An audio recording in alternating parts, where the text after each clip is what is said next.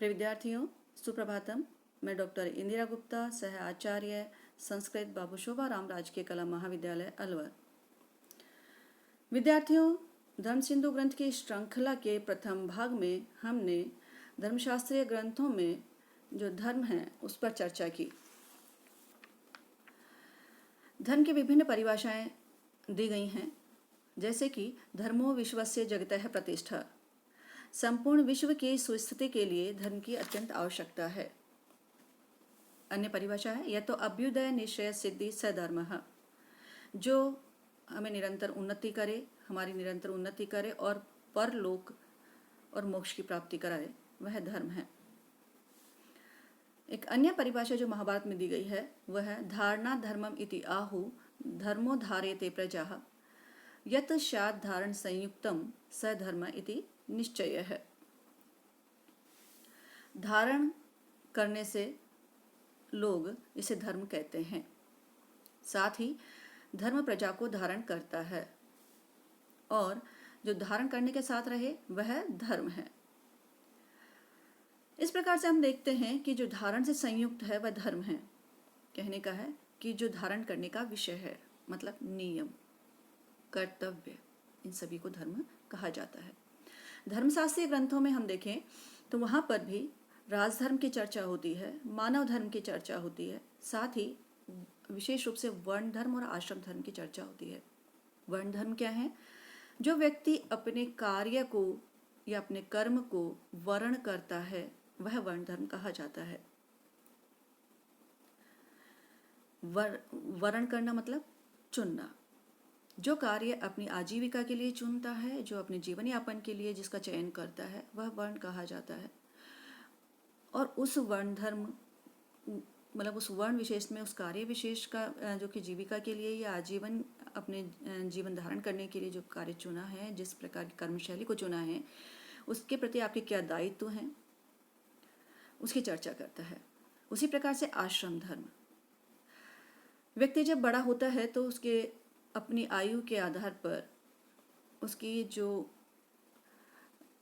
जीवन शैली है वो भिन्न होती है।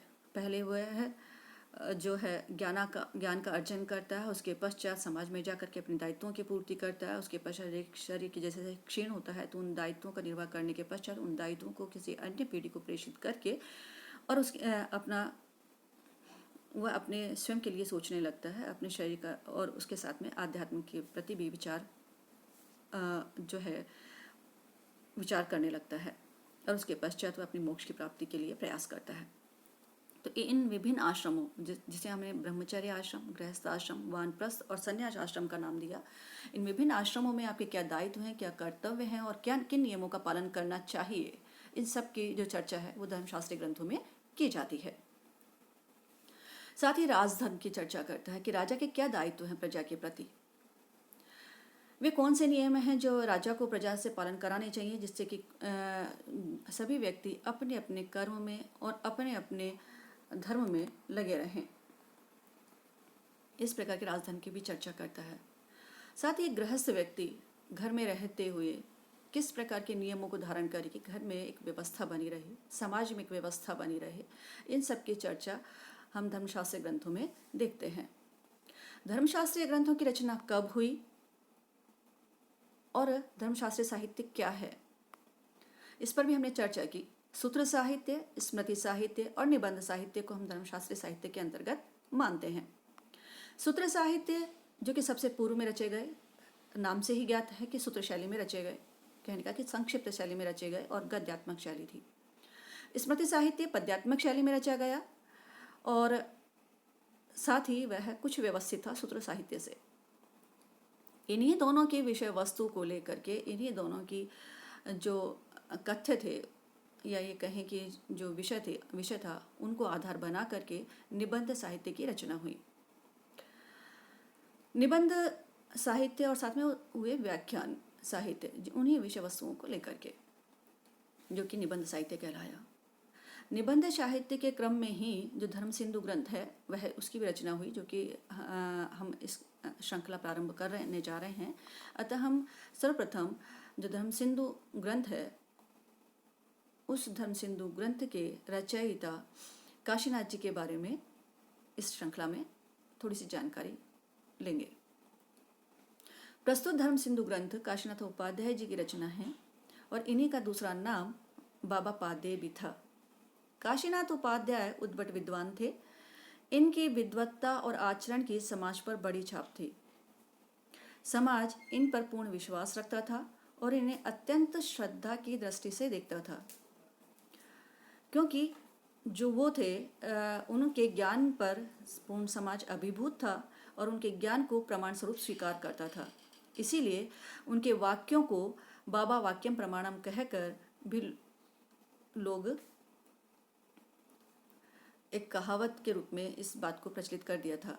अस्तु, उपाध्याय जी सोलापुर जिले के पंडरपुर के जो देवता थे विठोबा, या उन्हें हम पांडुरंग भी कहते हैं, कि उनके परम भक्त थे।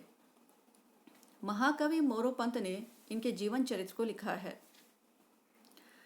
ये महाराष्ट्रियन ब्राह्मण थे और रत्नागिरी जिले के गोलाकी ग्राम के निवासी थे। महाकवि मोरोपंत काशीनाथ जी के संबंधी थे। उनकी कन्या आवड़ी का विवाह कवि मोरोपंत के द्वितीय पुत्र से हुआ था और काशीनाथ जी ने जो है चतुर्थ आश्रम भी स्वीकार किया था। अंतिम क्षणों में, जैसा कि वानप्रस्थ के बाद संन्यास आश्रम के हमारे यहाँ पर एक परंपरा बनी हुई थी, उसी परंपरा में इन्होंने चतुर्थ आश्रम संन्यास आश्रम ग्रहण किया था और उसके पश्चात इन्होंने जो है 1805-6 में समाधिस्थ हो गए थे। काशीनाथ उपाध्याय द्वारा रचित धर्म सिंधु ग्रंथ को धर्माब्धि सार या धर्म सिंधु सार भी कहते हैं। इनकी रचना 1790 में की गई। यह निबंध दक्षिण भारत में परम प्रमाणिक माना जाता है, विशेषतः धार्मिक बातों में। काशीनाथ उपाध्याय जी ने मंगलाचरण के बाद स्वयं लिखा है कि उन्होंने जो विभिन्न पूर्ववर्ती जो निबंधकार थे उनकी रचनाओं को पढ़ा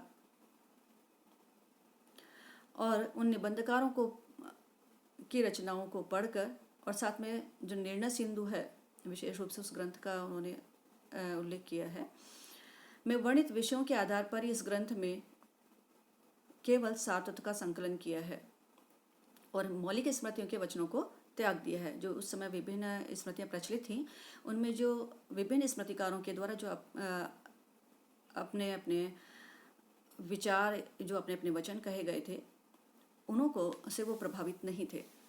उन्होंने सबके सार तत्व को ग्रहण किया था, जिसमें सर्वसाधारण धर्म जिज्ञासु संस्कृतज्ञ समुदाय धर्म निर्णय कर सके। उन्हें किसी प्रकार की दुविधा ना हो, किसी प्रकार की दुविधा या किसी प्रकार की उलझन का सामना ना करना पड़े। उन्होंने यह भी लिखा है कि उनका ग्रंथ मीमांसा एवं धर्मशास्त्रों के विद्वानों के लिए नहीं था। जो धर्म सिंधु ग्रंथ है, ये 3 परिच्छेदों में विभक्त है।